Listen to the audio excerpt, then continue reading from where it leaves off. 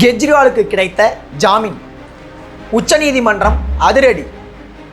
மோடிக்கும் ஈடிக்கும் மிகப்பெரிய சிக்கல். என்னவாக போகிறது அடுத்த நடவடிக்கை? அனைவருக்கும் வணக்கம். நான் உங்கள் ஐயனார். இந்த வீடியோவை முழுவதுமாக ஸ்கிப் பண்ணாமல் பாருங்கள்.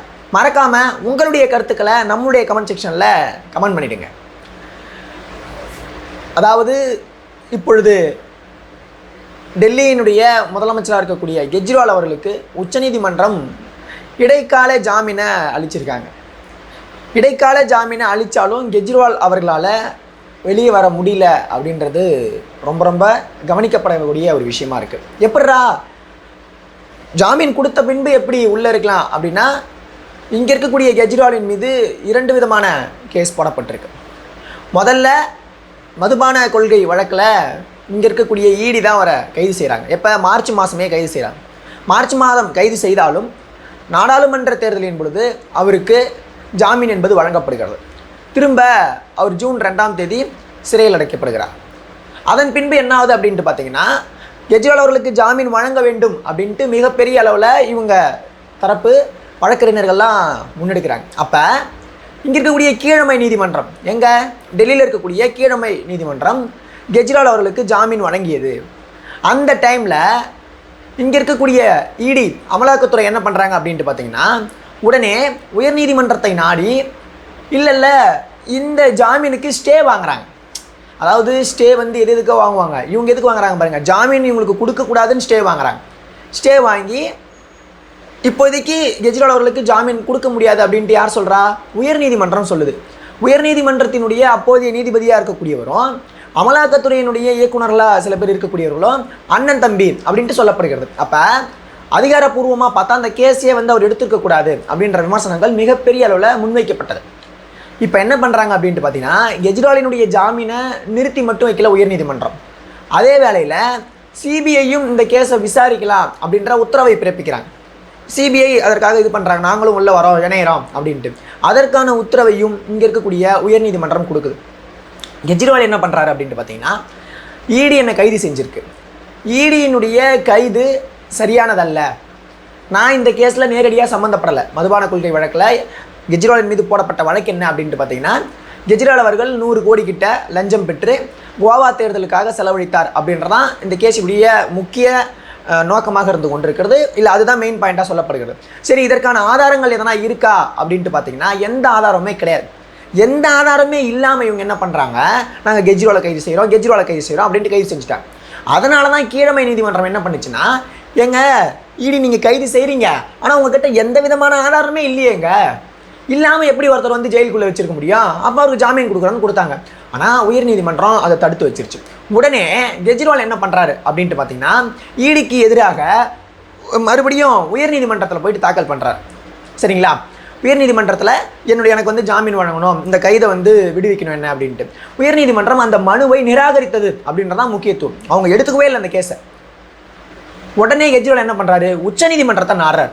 உச்சநீதிமன்றத்தை நாடி எனக்கு ஈடியிடமிருந்து விடுதலை வேண்டும், எனக்கு ஜாமீன் வேணும் அப்படின்ட்டு போடுறார். இப்போ இது யார் தலைமையில் விசாரணைக்கு வருது அப்படின்ட்டு பார்த்தீங்கன்னா, நீதிபதி சஞ்சீவ் கண்ணா, அப்புறம் இன்னொரு நீதிபதி, 2 நீதிபதிகள் கொண்ட அமர்வில் உட்கார்றாங்க. இப்போ இந்த நீதிபதிகள் கேட்ட கேள்வி தான் ரொம்ப முக்கியமானது. ஏன் அப்படின்ட்டு பார்த்தீங்கன்னா, இவங்க என்ன சொல்லிட்டு இருந்தாங்க இது நாள் வரைக்கும், ஈடி நாங்கள் எங்களுக்கான அதிகாரம் கட்டற்ற அளவில் பறந்து விரிந்திருக்கு, நாங்கள் எந்த இடத்துக்கு வேணாலும் போகலாம், என்ன வேணாலும் வழக்கு பதிவு பண்ணலாம், எங்களை யாரும் தடுக்க முடியாதுன்னு சொன்னாங்க. அதற்கான காரணம் பிஎம்எல்ஏ. அப்போ உங்களுக்கான அந்த சட்டம் இருக்கிறதுனால, இன்னும் சொன்னீங்கன்னா மோடி அரசாங்கம் அதில் பல்வேறு திருத்தங்களை கொண்டு வந்தது, இதனால தான். சரிங்களா? அப்போ பிஎம்எல்ஏவினுடைய 19வது பிரிவின் கீழே நாங்கள் யாருனாலும் எப்போனாலும் விசாரிக்கலாம், அதுக்கான எந்த தடையும் இல்லை அப்படின்ட்டு சொன்னாங்க. இப்போ உச்சநீதிமன்றம் என்ன கேள்வி கேட்டுச்சு அப்படின்ட்டு பார்த்தீங்கன்னா, கெஜ்ரிவாலை கைது செய்வதற்கான காரணம் என்ன, காரணத்தை இவங்க சொல்லிட்டாங்க. இப்போ காரணம் சொன்னாலும் அதில் 3 வகையான நியாயங்கள் இருக்க வேண்டும் இந்த பிஎம்ஏவில். ஒன்று, கெஜ்ரிவால் 100 கோடி பணம் பெற்றார்ல, அந்த பணம் எங்கிருந்து வந்துச்சு, அதை இவர் எப்படி பெற்றார், அது ஃபஸ்ட்டு. ரெண்டாவது, எந்த வழியாக வந்துச்சு, ஃபஸ்ட்டு எங்கேருந்து வந்துச்சு, யார்கிட்ட இருந்து வந்துச்சு அப்படின்றது முதல்ல. ரெண்டாவது, எந்த வழியாக வந்துச்சு. மூன்றாவது, கோவா தேர்தலில் இது செலவழிக்கப்பட்டதுன்னு சொன்னீங்கல்ல, அது எப்படி இங்கே இருக்கக்கூடிய மக்களாக கலந்தது அப்படின்றதான் இப்போ 3 கேள்விகள். சரிங்களா? இந்த 3 கேள்விகளுக்கும் இந்த பிஎம்எல்ஏ ஆக்ட் பதில் சொல்லணும். அப்படின்னா தான் பிஎம்எல்ஏ பதிய முடியும். பிஎம்எல்ஏனா என்ன? சட்டவிரோத பண பரிமாற்றம். இப்போ சட்டவிரோத பண பரிமாற்றம் எங்கெங்கெல்லாம் நிகழ்கிறதோ அங்கெல்லாம் அமலாக்கத்துறை வரலாம். அது சட்டவிரோத பண பரிமாற்றம் மட்டும் இல்லை, அந்த பணம் லஞ்ச பணம் ஊழல் பணமாக இருந்தால் அது தொடர்பான கேஸையும் நம்ம விசாரிக்கலாம்.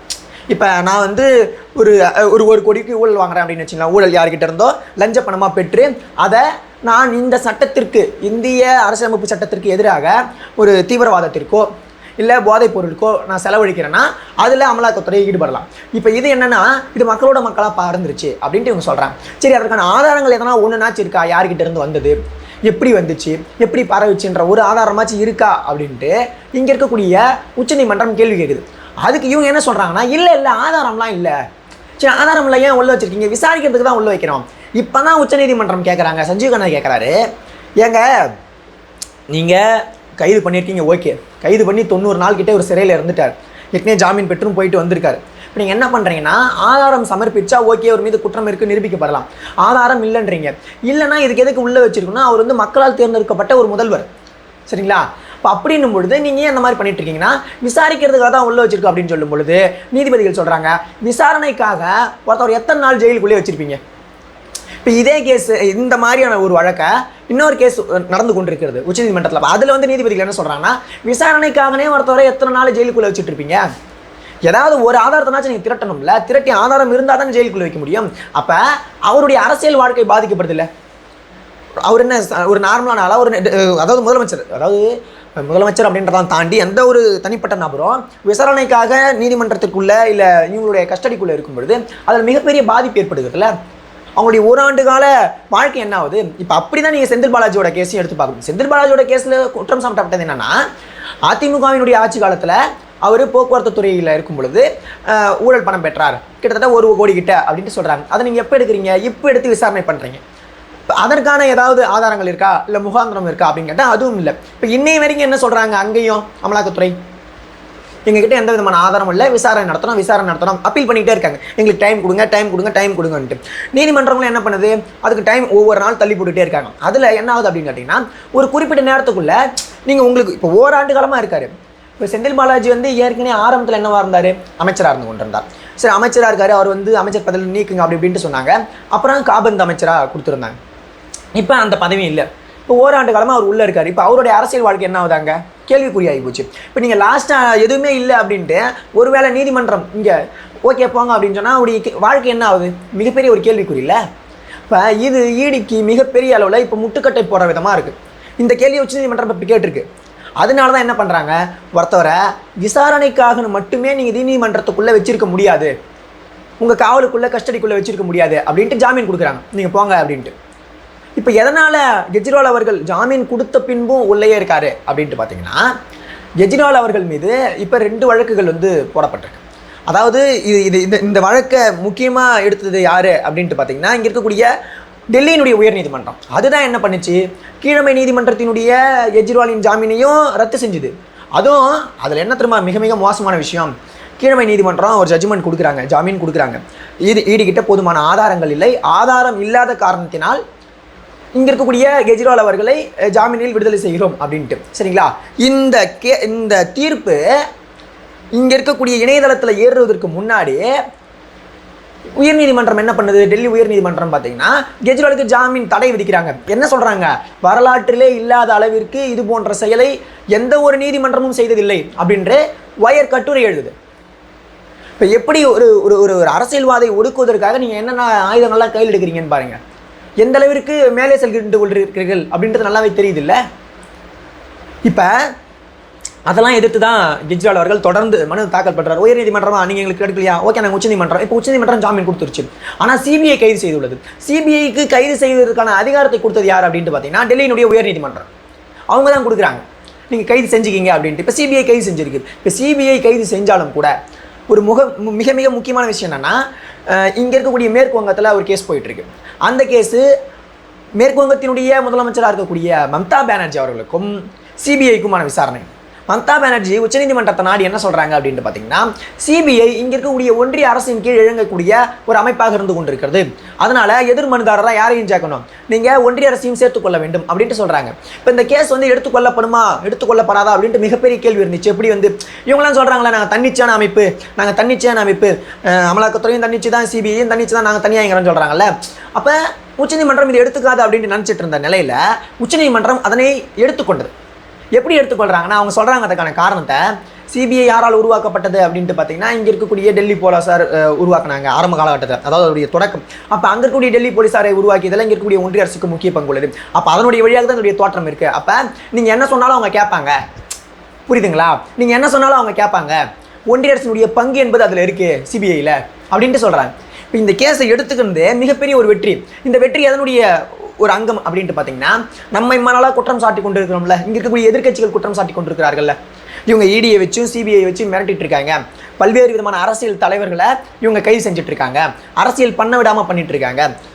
இப்போ கெஜ்ரிவாலுக்கு கிடைத்த விடுதலையின் பொழுது ஆம் ஆத்மியினுடைய பொதுச் செயலாளர் என்ன சொல்கிறாரு, இது மிகப்பெரிய ஒரு ஜனநாயகத்தினுடைய ஒரு பார்வையாக பார்க்கப்படுகிறது, ஜனநாயகத்திற்கு கிடைத்த வெற்றி அப்படின்ட்டு சொல்கிறார். உடனே பாஜக தரப்பில் இருந்து சொல்கிறாங்க, இன்னும் கெஜ்ரிவால் அவர்கள் முழுதாக விடுதலையாகவில்லை, ஜாமீனில் தான் வெளியே வந்திருக்காரு, ஜாமீனில் வெளியே வந்தாலும் அவர் மீது சாட்டப்பட்ட குற்றம் சம்பவம் என்பது இன்னும் இருந்து கொண்டு தான் இருக்குது அப்படின்ட்டு அவர் சொல்கிறார்.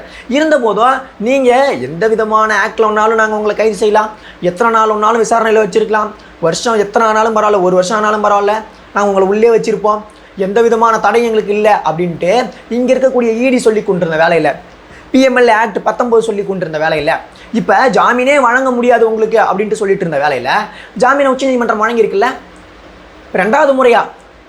அப்போ இது வந்து இடிக்கு மிகப்பெரிய ஒரு வீழ்ச்சி தானே. இப்போ இந்த கேஸை சுட்டி காட்டி யாருனாலும் வெளியே வரலாம்ல நாளை பின்ன. இப்போ இங்கே இருக்கக்கூடிய தமிழ்நாட்டில் இருக்கக்கூடிய செந்தில் பாலாஜி அவர்களுக்கும் இதை சொல்லலாம்ல. ஹேமந்த் சோரன் ஏற்கனவே விடுதலை ஆகிட்டார், ரொம்ப ரொம்ப முக்கியம். ஹேமந்த் சோரன் மிகப்பெரிய ஒரு விடுதலையை சந்தித்துள்ளார் அப்படின்றது மிகப்பெரிய அளவில் அது ஜார்க்கண்டில் மிகப்பெரிய ஒரு எழுச்சியை கண்டது. வெளியே வந்து அவர் என்ன சொல்கிறாரு, பாஜக இனிமேல் எங்களை ஒடுக்க நினைக்காது, அப்படி ஒடுக்க நினைத்தால் பிஜேபியை நாங்கள் வேரோடு பிடுங்கி விடுவோம் அப்படின்ட்டு சொல்கிறாரு. அதே நேரத்தில் அவர் சொல்கிறாரு, என்னுடைய விடுதலை என்பது பிஜேபிக்கு அடிக்கப்பட்ட சவப்பெட்டி ஆணிகளில் ஒன்று அப்படின்ட்டு ஹேமந்த் சோரனுடைய கருத்து. இப்போ எந்த அளவிற்கு இங்கே இருக்கக்கூடிய ஒரு மிக முக்கியமான கட்டுப்பாடு அப்படின்ட்டு கூட சொல்லலாம் இதை, இடியையும் சிபிஐயும். இப்போ இந்த கட்டுப்பாட்டில் இருந்து வெளிவந்தவராக ஹேமந்த் சோரன் காணப்பட்ட நிலையில் அவங்களும் ஆம் ஆத்மி, ஜார்க்கண்ட் இவங்களுடைய இது. அப்போ இந்த பக்கம் இப்போ ஆம் ஆத்மியிலேருந்து, இப்போ அதனை தொடர்ந்து இங்கே திமுகவிலேருந்து வெளியே வந்துட்டா இங்கே இருக்கக்கூடிய எதிர்க்கட்சிகளினுடைய அழுத்தத்தை இங்கே இருக்கக்கூடிய பிஜேபி தாங்குமா அப்படின்றது மிகப்பெரிய ஒரு கேள்விக்குறியாக இருந்து கொண்டிருக்கிறது. அப்போ அதனை சந்திக்க முடியாமல் அவங்க என்ன சொல்கிறாங்க, மீண்டும் மீண்டும் ஊழல் குற்றச்சாட்டுகளை சுமத்திக்கிட்டே இருக்காங்க.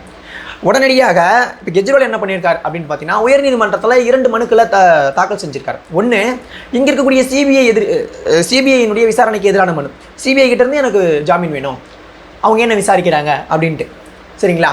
அப்போ இந்த கேஸ் எப்போ வரப்போகுது அப்படின்ட்டு பார்த்தீங்கன்னா, ஜூலை 17ஆம் தேதி விசாரணைக்கு வர உள்ளது. அந்த ஜூலை 17ஆம் தேதி விசாரணையில் என்ன விதமான செய்திகள் வெளிப்படும் அப்படின்றத நம்ம பொறுத்திருந்து தான் பார்க்க முடியும்.